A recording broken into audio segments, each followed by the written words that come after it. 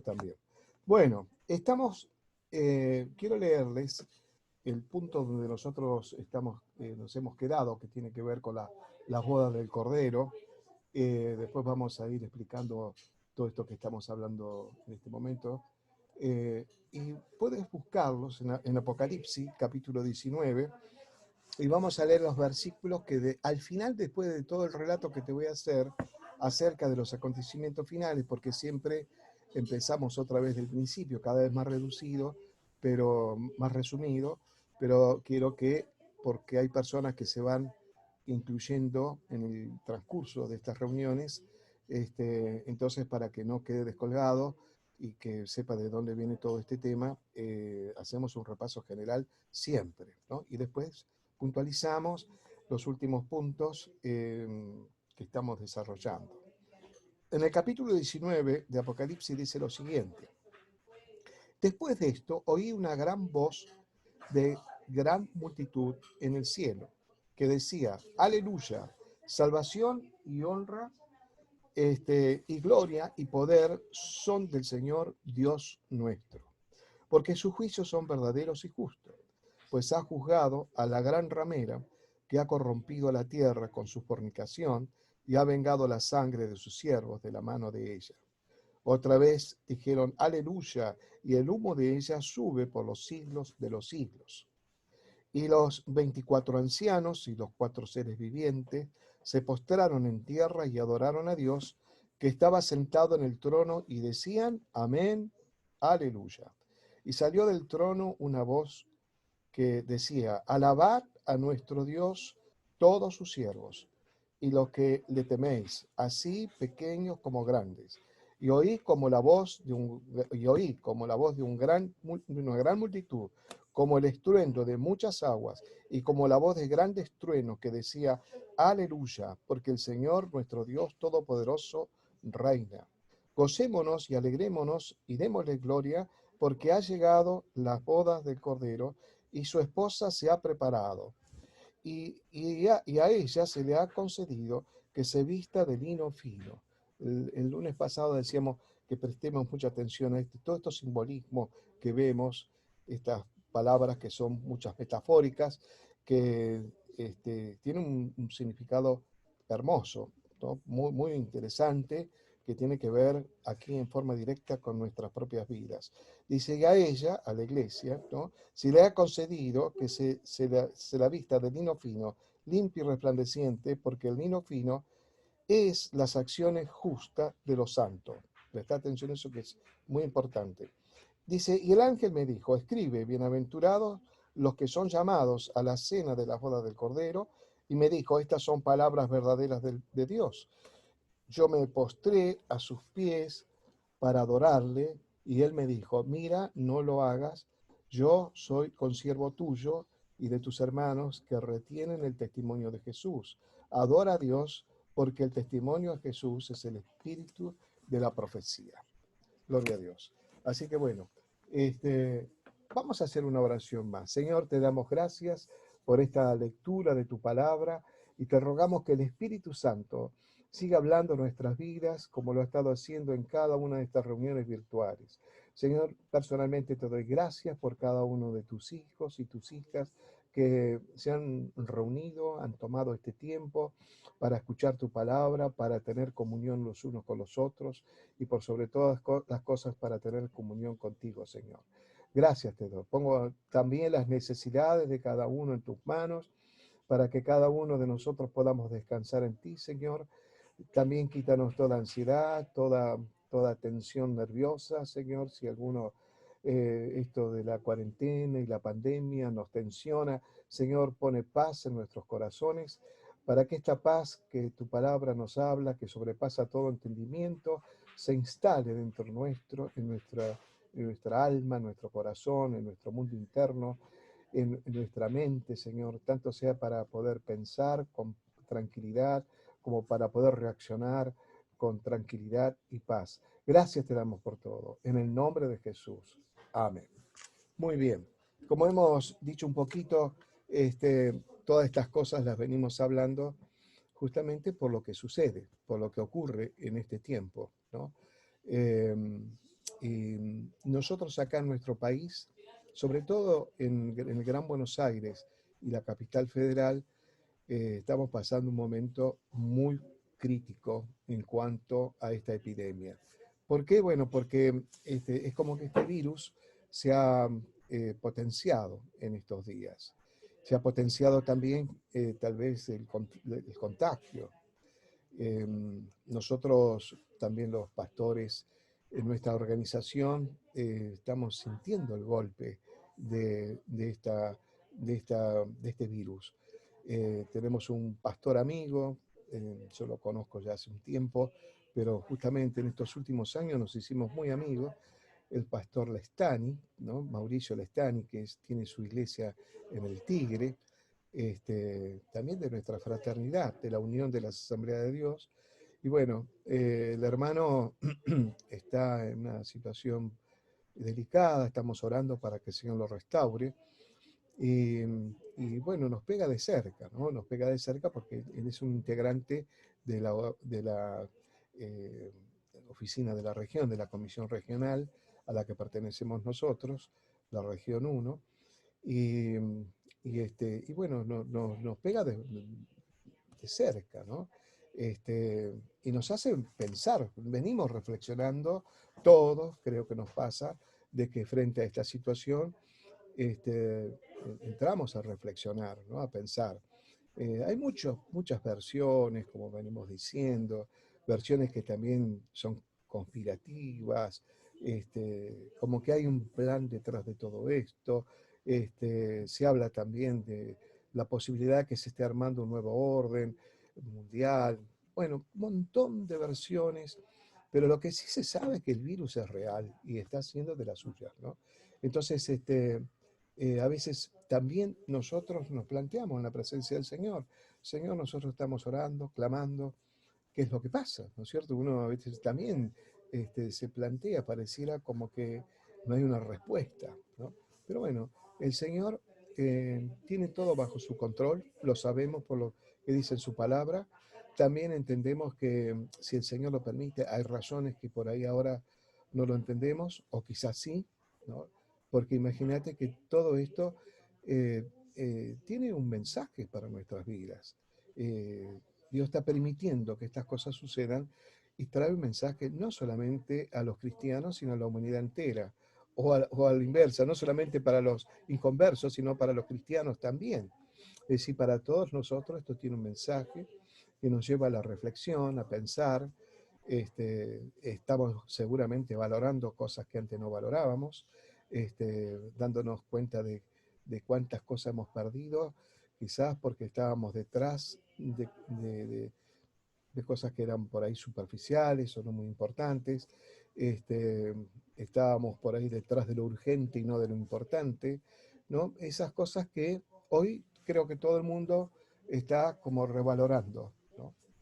Ahora, la pregunta que siempre se nos hace cuando pasan estas cosas, eh, pasó cuando vino la guerra de las Malvinas, que también hubo muchas preguntas de parte de los hermanos. Esto pasa cuando ocurren, por ejemplo, eventos, eh, digamos, que tiene que ver con la naturaleza y que nos estremece. Bueno, vienen las preguntas, ¿no? O como por ejemplo en el periodo de las guerras, de las dos guerras mundiales, las iglesias también vivían esta experiencia de reflexión, de interrogante ante la presencia del Señor, de preguntarse qué es lo que nos está pasando, ¿no? Y, y- y bueno, ahora otra vez, ¿no? Todo el mundo se pregunta, pastor, ¿qué pasa? A mí me preguntan, ¿no? ¿Qué es lo que estamos viviendo? ¿Qué dice la Sagrada Escritura acerca de esto? ¿No? Y para tomar nota, ya los hermanos ya lo saben, la mayoría, pero alguno que se inició hace poquito con nosotros, en el Evangelio de Mateo, capítulo 24, ahí Jesús habla acerca de estos acontecimientos, ¿no? Eh, y bueno, no solamente en el Evangelio de Mateo, sino en los otros evangelios también, está reflejado las palabras de Jesús, que son proféticas acerca de los últimos tiempos, ¿no? Entonces Jesús le habla a los discípulos y les va diciendo eh, también qué señales son las que van a anticipar su pronta venida. Digo pronta porque todos consideramos que es pronto la venida de Cristo, ¿no? Pero esto de pronto, de que va a ser pronto, se viene diciendo desde que Jesús derramó del Espíritu Santo, o que Dios derramó del Espíritu Santo sobre los discípulos, desde que se instaló la primera iglesia hasta la fecha, siempre se dijo la pronta venida de Cristo, ¿no? Esto también tiene una razón. La razón es que nosotros siempre vivamos espiritualmente con esta urgencia de extender el reino de Dios, porque en cualquier momento suena una trompeta en el cielo y la iglesia de Jesucristo es arrebatada, ¿no? Los primeros cristianos pensaron que era en su tiempo. Y es más, la iglesia de Jerusalén vendía a los que tenían, trataban de que no haya necesidad entre los hermanos, y todos pensaban que muy prontito el Señor los venía a buscar. Después hubo problemas financieros en la iglesia de Jerusalén, que las otras iglesias cristianas tuvieron que ayudar porque ellos estaban convencidos que el Señor venía en ese momento, en esos tiempos. Pero bueno, no sabemos, nadie sabe cuándo es el día y la hora que vendrá el Señor. Pero siempre decimos, ¿no? Porque el concepto bíblico es este. Si vos le preguntaras al Señor, ¿cuándo va a venir? Hoy puede ser el día, te va a decir. Hoy, siempre es hoy. Hoy es el día de salvación, hoy es el día de arrepentirnos de nuestros pecados, hoy es el día de aceptar a Cristo como nuestro Salvador, hoy es el día, ¿no? Siempre para el Señor es hoy, es el eterno presente el Señor, ¿no? Entonces, eso también para que nosotros estemos siempre a cuenta con Él, ¿no? A cuenta con Él. No somos perfectos, pero podemos sí vivir una vida a cuenta con el Señor, y eso es lo que el Señor quiere. Es decir, esto de saber de las señales que pueden ser motivos para que nosotros nos demos cuenta cuán cerca está la venida de Cristo, ¿no? Pero cuando Jesús habla de las señales, ya lo venimos diciendo siempre, habla de guerra, rumores de guerra, habla de falsos Cristos que se van a aparecer, habla de falsos profetas, falsos predicadores, habla de calamidades como naturales, como terremotos, también hambruna, guerras, ya lo mencioné, justamente epidemias, plagas, bueno, todas esas cosas que la Biblia habla, que Jesús lo menciona, son, él dice, principios de dolores, ¿no? Y hace referencia, cuando, según los comentaristas bíblicos, que cuando Jesús habla de principio de dolores, se está refiriendo justamente a los dolores de una mujer que va a dar a luz, ¿no? Entonces, empieza con dolores y que se van incrementando, ¿no? Y eso es lo que pasó, es decir, es lo que está pasando. Porque guerra hubo siempre guerra. Hambre, siempre hubo hambre en algún lugar de la tierra. Epidemias, siempre hubo epidemias y pandemias también, ¿no? Entonces, todas estas cosas terremotos, siempre hubo terremotos, todas estas cosas siempre sucedieron. Entonces uno dice, bueno, ¿cuál es la diferencia? La diferencia es la frecuencia, por un lado, y la fuerza con que vienen estos acontecimientos. Es decir, cada vez son más dolorosos y cada vez son más seguidos uno del otro. Esta es la señal que habla el Señor precisamente, ¿no? También da como señal que el Evangelio va a ser, es decir, Evangelio, acordate, Evangelio es una palabra griega o viene del griego evangelium, que significa buenas noticias. Jesús trae las buenas noticias. Él trajo el mensaje de salvación, que es la buena noticia para la humanidad, ¿no? Hasta que este mensaje no llegue hasta los cuatro cabos de la tierra, no vendrá el fin, dice la Sagrada Escritura. Entonces, también nosotros pensamos, inclusive lo comentamos acá por estos medios de estas reuniones virtuales, de que nos hemos lanzado todo a este tipo de reuniones, porque no nos podemos reunir en el templo, por una cuestión de la distancia social que se pide, por el cuidarnos nosotros de no contagiarnos, y entonces lo hacemos por este sistema. Pero este sistema no sabemos hasta dónde llega, fíjate qué interesante, ¿no?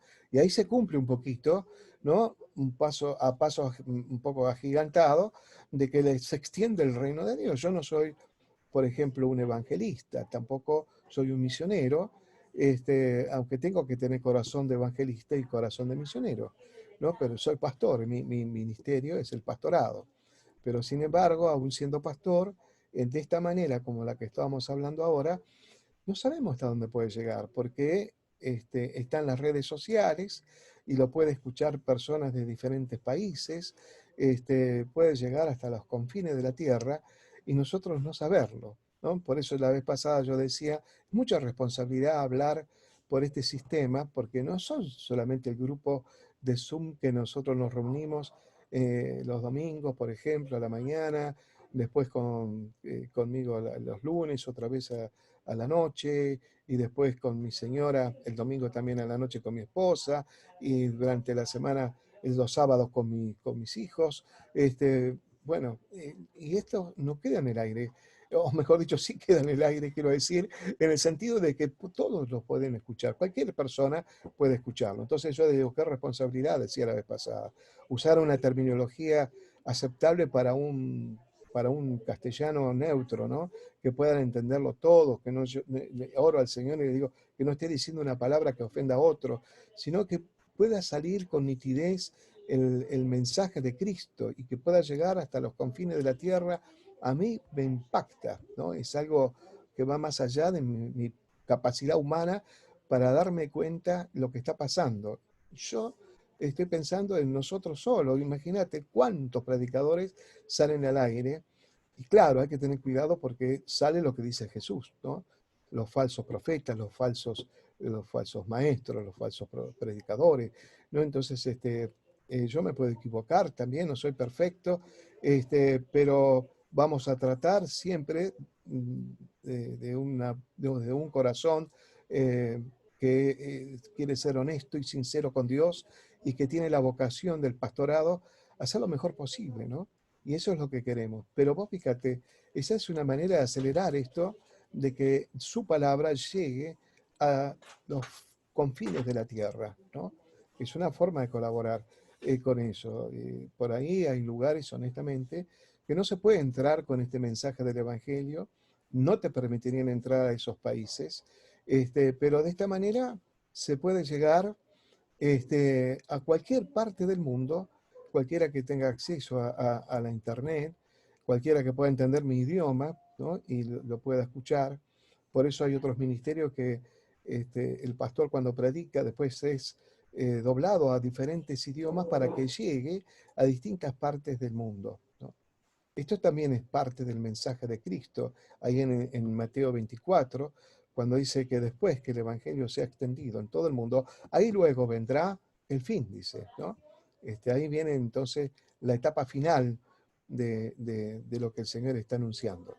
Ahora, nosotros estamos, para volver otra vez al punto, nosotros estamos en esto que dice Jesús, principio de dolores.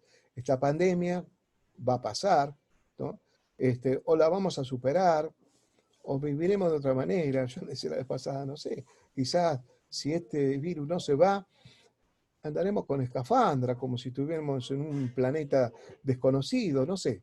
Vivir vamos a vivir y el Señor nos va a dar sabiduría para poder superar este problema y seguir adelante, ¿no? Porque no tenemos que pensar de que hay que bajar los brazos bajo ningún punto de vista, ¿no? Pero claro, trae muchas cosas aparejada este virus, porque como yo te hablaba del pastor amigo, ¿no? Que está enfermito, que tenemos que orar por él para que el Señor lo restaure, ¿no? Este, otros casos, nosotros tenemos casos de otros pastores donde familiares se le fallecieron por causa de este virus, ¿no? Y en algunos casos, algunos de los pastores amigos míos tuvieron el problema de que por ahí hasta fallecieron 3 personas, algunas por el propio virus y otras por otras causas, y fue como una prueba muy fuerte, ¿no? Para algunos hermanos.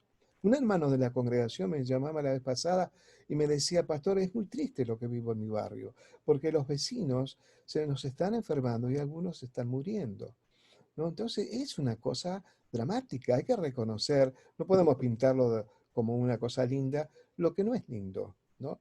Este, por eso dice la Biblia, lo dice el mismo Jesús, principio de qué? De dolores. Esto es doloroso, doloroso, ¿no? Pero bueno, eh, también está la otra cara de la moneda, la cara positiva de la moneda, ¿no? Cuando el Señor, Dios nos dice a través de su palabra, cuando el salmista habla inspirado por el Espíritu Santo, y dice, muchas son las aflicciones del justo, pero de todas ellas le librará Jehová. Allí es donde vemos la mano de Dios que nos sostiene en estos tiempos difíciles, que nos hace erguir la cabeza, como dice Jesús en otro de los evangelios. Dice, cuando estas cosas empiezan a suceder, levanta tu cabeza, dice, porque tu redención está cerca. Es decir, que nos anima, que no nos pongamos mal, sino que eso evidencia de que nuestra redención se está acercando. Ahora, ¿cuáles son los pasos siguientes después de esta pandemia? Y bueno, todos coincidimos en que lo que va a pasar, de acuerdo a lo que vemos en las Sagradas Escrituras y lo que percibimos en el Espíritu, es que va a haber un gran avivamiento espiritual, ¿no? Porque las personas también se empiezan a pensar en la posibilidad de la existencia de un Dios, en la posibilidad de ver si uno puede encarar la vida desde el ángulo, desde el lado o desde la dimensión espiritual. Es decir, que hay una serie de cosas que nosotros nos damos cuenta, por ejemplo, entre otras cosas, nosotros nos consagramos más al Señor.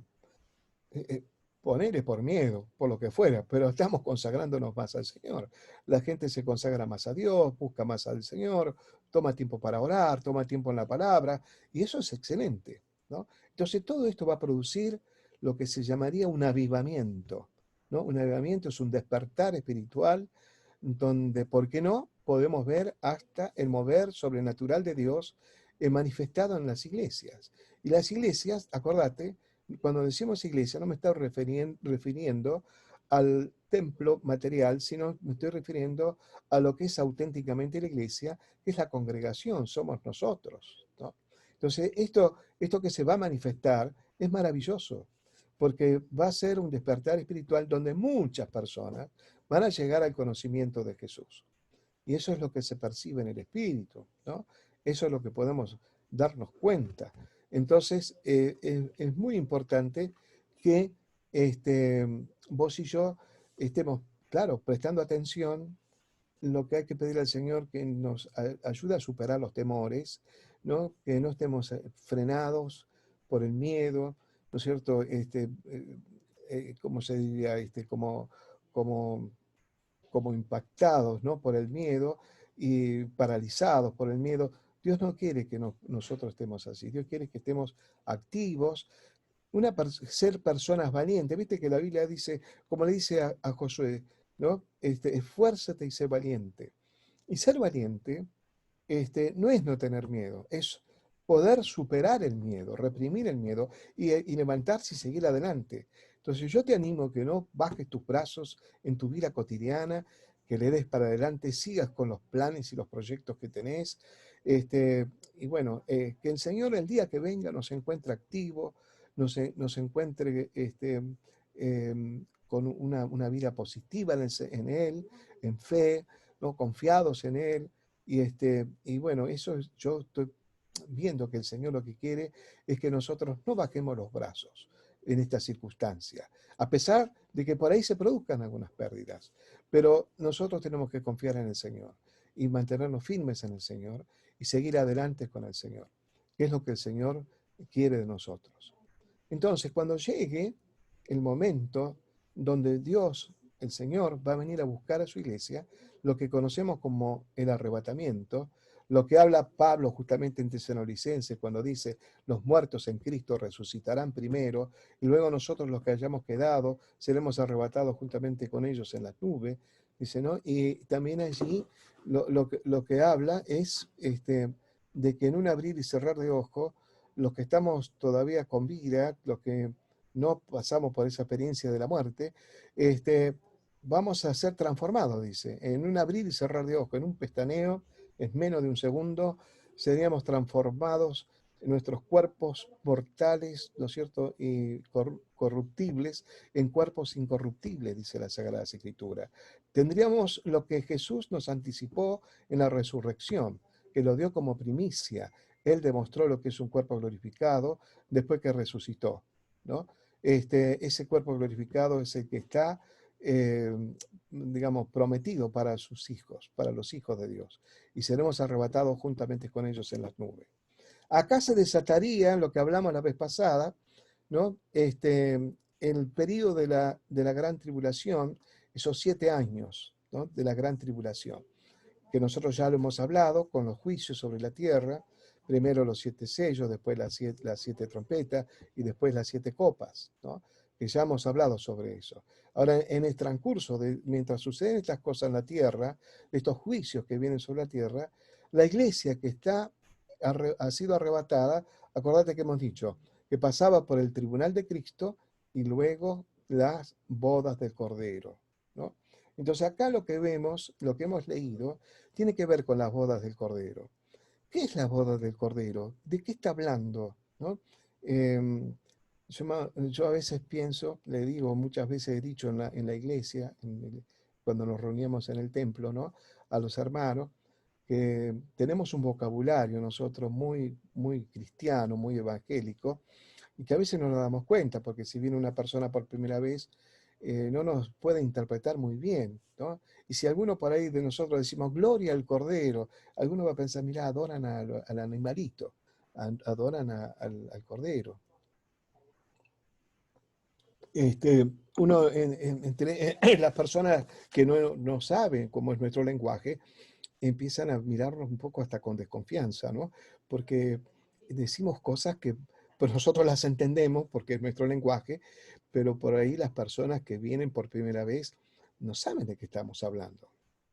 Pero acá, porque es las bodas del Cordero, ¿no es cierto? Pero bueno, el Cordero es la imagen de un animal que se utilizaba en la antigüedad para el sacrificio. Es decir, que en aquel entonces, en el Antiguo Testamento, cuando vos vas al Antiguo Testamento, el pueblo de Israel lo que hacía, cuando una persona tenía algún pecado y tenía que expiar sus pecados, iba hasta el tabernáculo en este caso con un cordero, ¿no? Y entonces lo ofrecía en sacrificio. Em, y lo que hacía ese sacrificio era cubrir el pecado, pero no borrarlo. Entonces, pero todo fue un anticipo, como como una acción profética de lo que iba a suceder en el futuro, y en el futuro, ¿qué iba a pasar? Que Jesús iba a morir en sacrificio por nosotros, para pagar por nuestros pecados y para justamente borrar nuestros pecados, ¿no? Él no los cubre, los borra, ¿no? Entonces ya no hace falta un sacrificio como se hacía en la antigüedad, de un animalito llevarlo a un altar para sacrificarlo y para que cubra nuestros pecados, ¿no? El oferante cuando llevaba el animal ponía la mano sobre el animalito como para transmisión de los pecados, como el animalito es como el sustituto de quien debería morir por causa del pecado, ¿no?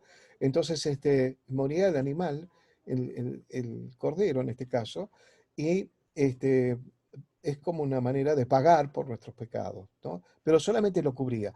Pero Jesús sí es el Cordero por excelencia, por eso es lo del Cordero, porque muere en la cruz del Calvario, paga por nuestros pecados, Él es el sacrificio máximo en la cruz y pagó por nosotros, ¿no? Entonces ya no hace falta otro sacrificio porque Cristo lo hizo por nosotros, ¿no?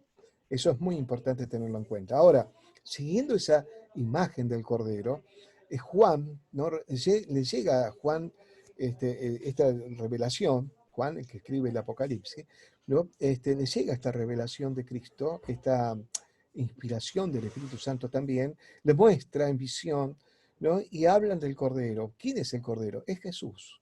Jesús es el Cordero. ¿Y con quién se va a desposar? ¿O con quién se va a casar? Bueno, con la iglesia, con la iglesia. La iglesia representa a su novia, ¿no? Es así. Entonces, em, eh, es el gran acontecimiento, ¿no? Cuando se produce estas bodas, que según muchos entendidos en la palabra, llevará esos 7 años esta boda del Cordero, ¿no? Entonces, va a ser majestuoso, por lo que dice la Sagrada Escritura. Ahí leíamos como los ángeles, ¿no es cierto? Todos los seres celestiales estarían adorando a Dios y alabando al Señor. ¿no? Ahí vemos dos palabras claves, ¿no? Que es muy común en el lenguaje de los cristianos, el aleluya y el amén, ¿no?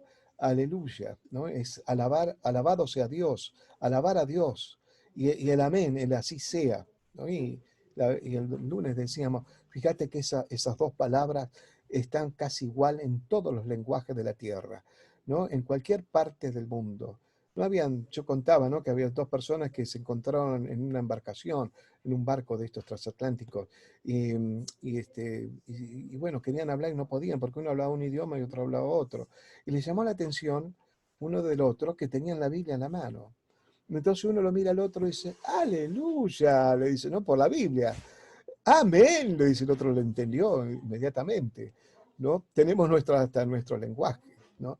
Este, estas dos palabras tan usadas por los cristianos en el cielo va a retumbar, ¿no es cierto? Porque la alegría y el gozo de todos, porque ahora Cristo va a reinar sobre la tierra en el milenio, ¿no? Todo se prepara para el milenio allí.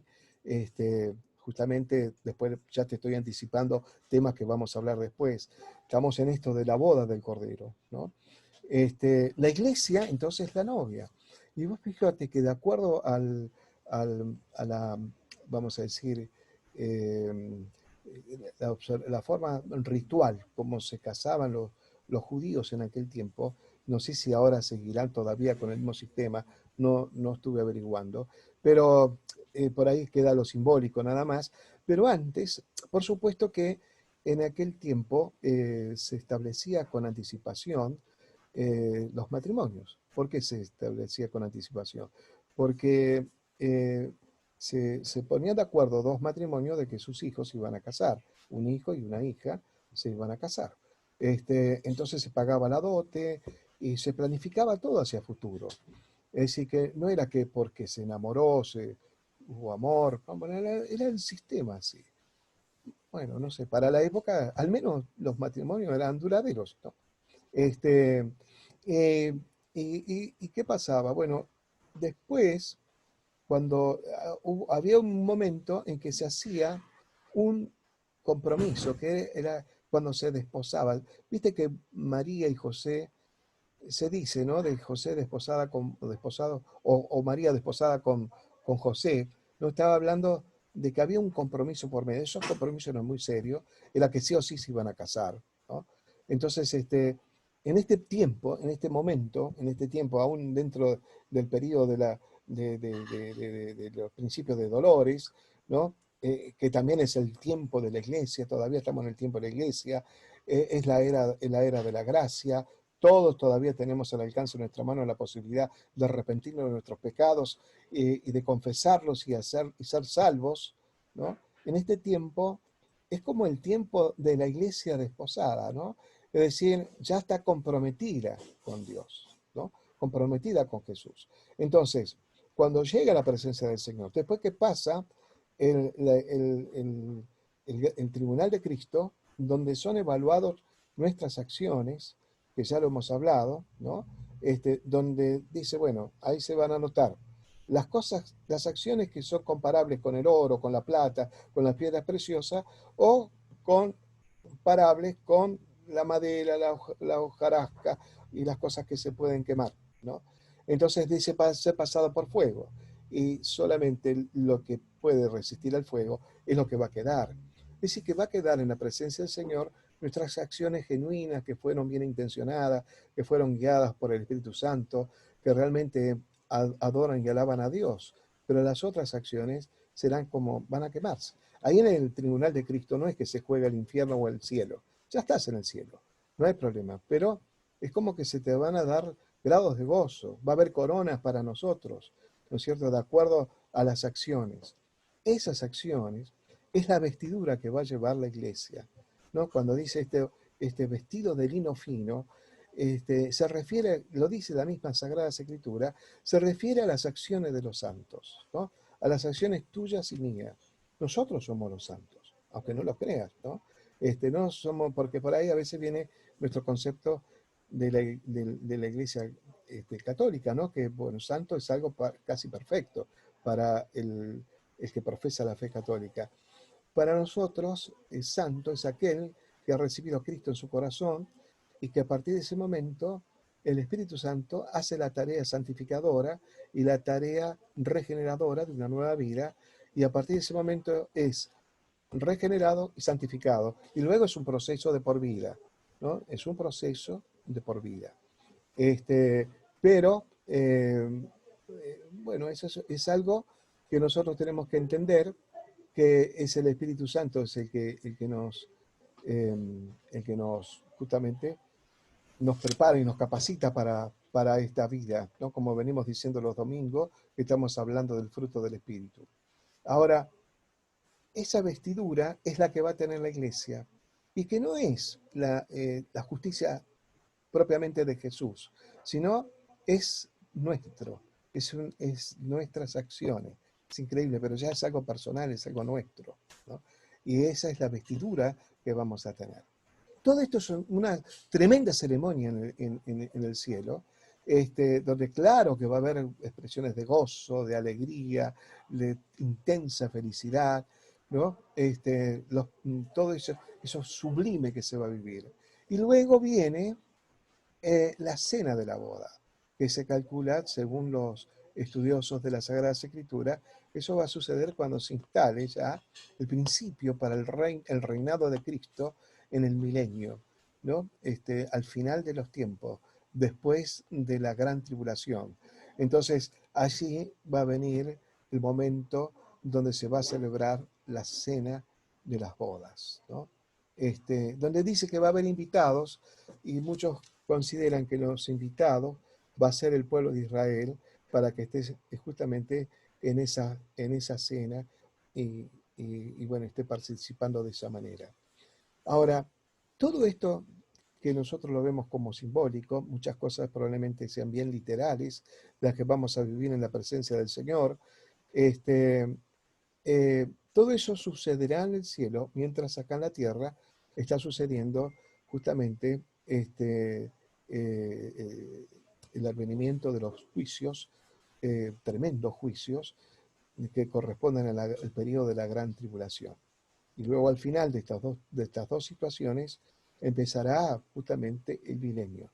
Habrá algunas cosas más que observar primero antes de entrar en el milenio, y lo vamos a estar haciendo. Esto es como para que vos y yo tengamos una idea clara bíblicamente de los acontecimientos últimos que van a suceder. ¿Cuándo van a pasar? ¿Cuándo va a venir Cristo a rescatar a su iglesia? No lo sabemos, nadie lo sabe. Y la Biblia te enseña que si aún bajara un ángel del cielo y te dijera, yo sé, no le hagas caso, porque nadie sabe, solo Dios lo sabe. Nadie sabe, nadie lo sabe, ni lo va a poder saber, sino, siempre digo, ¿no? Nosotros somos muy especulativos. Si supiéramos la fecha, la hora y el día que vendría el Señor a buscarnos, probablemente nos tomaríamos algunas licencias para hacer algunas cosas que nos agradan a nosotros, humanamente hablando, en la carne, vamos a ser honestos, ¿no? En nuestras inclinaciones pecaminosas, y especularíamos, porque somos así, es nuestra naturaleza humana, ¿no? Pero el Señor no quiere que nosotros lo sepamos. Fíjate también, ¿no? Es como la llegada del ángel de la muerte, nadie lo sabe. Nadie lo sabe, no, ni nos interesa saberlo. ¿Para qué? Tenemos que vivir cada día como si vayamos a vivir 100 años, ¿no? Y con proyectos y planes, como yo te decía antes. Pero sí, como por último, vuelvo a decir lo mismo que veníamos diciendo, sirve todo esto para reflexionar, para pensar qué importante es tener nosotros una comunión con Dios más fluida, más genuina, más profunda, porque al fin y al cabo todo eso es beneficioso para nuestra vida. Lo que venimos hablando los domingos, porque allí se manifiesta con más vigor el fruto del Espíritu Santo, y entonces todo ese estado interno que el Señor establece, como el amor, el gozo y la paz, para citar las primeras tres virtudes del fruto del Espíritu, ¿no? Cómo nos genera a nosotros una vida equilibrada, una vida en paz. eh, Claro que vamos a tener imperfecciones, no te estoy hablando de una vida perfecta, pero siempre nos vamos a volver a equilibrar mientras dejemos manifestar al Espíritu Santo en nuestro mundo interno. El Señor es maravilloso con nuestras vidas. Él quiere que vos y yo proclamemos su palabra, que otros conozcan a Jesús. Por ahí está la pastora Claudia también, que si no me equivoco, y hoy me decía ella que le agarra como una desesperación por predicar la palabra a las personas cuando ve que muchos se pierden y algunos pierden su vida por el virus o por lo que fuera, y quizás no pudieron salvar sus vidas espirituales, ¿no? Este, bueno, yo le decía a ella, probablemente el Señor pone en nosotros esa emergencia, ¿no es cierto? Esa necesidad de tener compasión por las almas, como dice Jesús, ¿no? Jesús habla que tenemos que tener compasión por las almas, y compasión más que nada por los perdidos, por las personas que vemos nosotros extraviadas. Fíjate las cosas que pasan en este mundo, ¿no? Un abuelo que tiene que defenderse y que porque se defendió generó un montón digamos, de polémica. Yo no quiero entrar en esa polémica, pero lo que se ve es que el aumento de la violencia, pasó con otro abuelo ahora en Mar del Plata también, ¿no?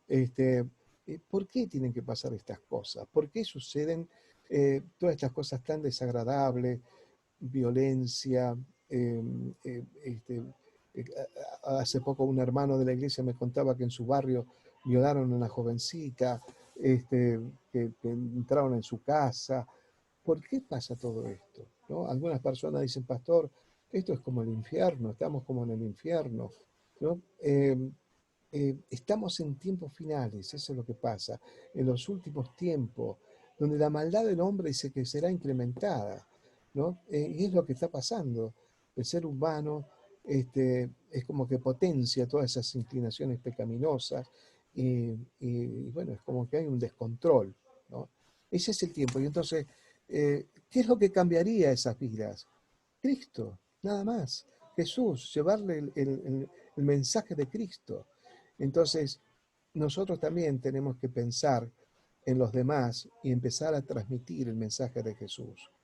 Inclusive invitarlo a este tipo de reuniones virtuales que tenemos, para que ellos también escuchen la palabra,